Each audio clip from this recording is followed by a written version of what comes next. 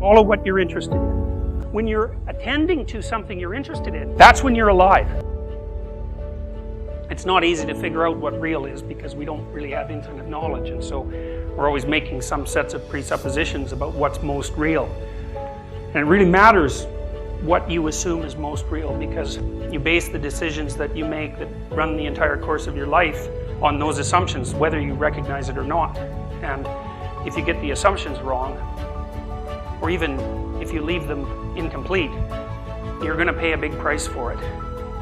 The assumptions that we use in our culture, although they've enabled us to develop a tremendously potent technology, are incomplete in ways that have also cost us and that are extremely dangerous. And since the scientific age began, we've lived in a universe where the bottom strata of reality is considered to be something that's dead, like dirt. It's matter, it's objective, it's external, and there isn't any element of it that lends any reality to phenomena like meaning or purpose.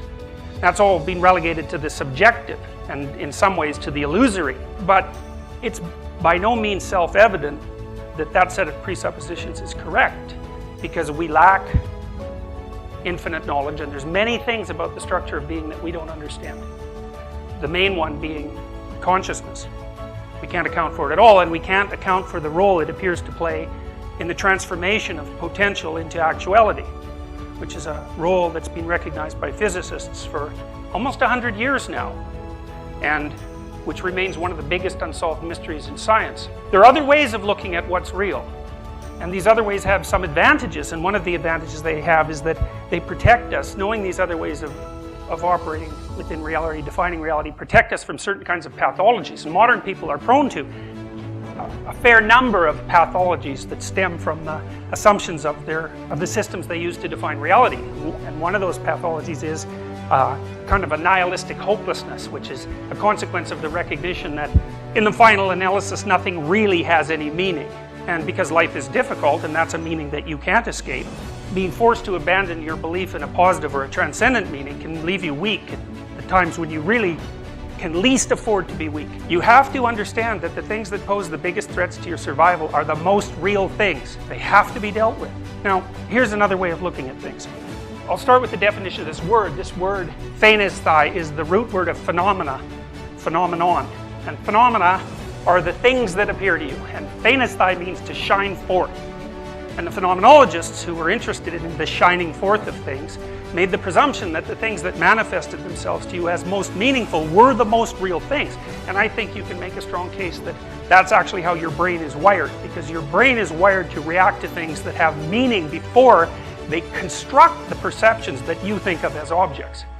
And the reason for that is because the meaning of things is more real, in some sense, but more important than the view of things as objects. And so, for example, a famous philosopher, psychologist of vision said that when you approach a cliff, you don't see a cliff, you see a falling off place. It isn't that it's an object, cliff, to which you attribute the meaning of falling off place to. It's the falling off place perception comes first, and the abstraction of the objective cliff, if it ever happens at all, comes much later conceptually, because even babies can detect cliffs, and much later historically. As you develop as a competent adult, which is precisely the direction towards which you should develop, much of what you're doing is actually closing in and narrowing. You're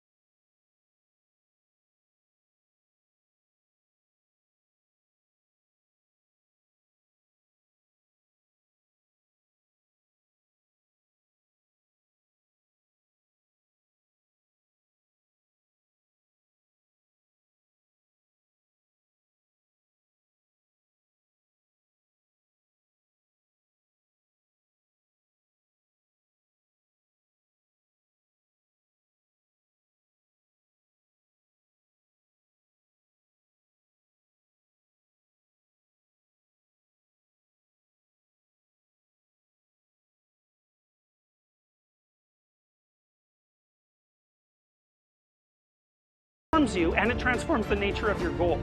Things shine forth. And there's a reason for that. And you know that because when you're attending to something you're interested in and you're engaged in, that's when you're alive.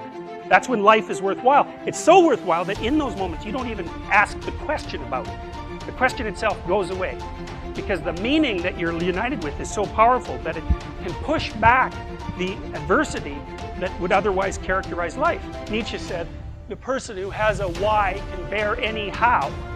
And that's a really useful thing to know, because you think, well, we're very vulnerable creatures and our life ends catastrophically and terrible things happen, and how can we bear that? And the answer to that is, and always has been, that you have to be in sync with something that's beyond you, because that synchrony gives you the strength that you need to bear your terrible limitations. You see this played out. People know this. Everyone knows this. It's just that our culture isn't good at articulating it. We've lost a lot of this. We haven't developed our knowledge about this as much as we've developed our knowledge of the objective world. T.S. Eliot said something about this. We shall not cease from exploration, and the end of all our exploring will be to arrive where we started and to know the place for the first time.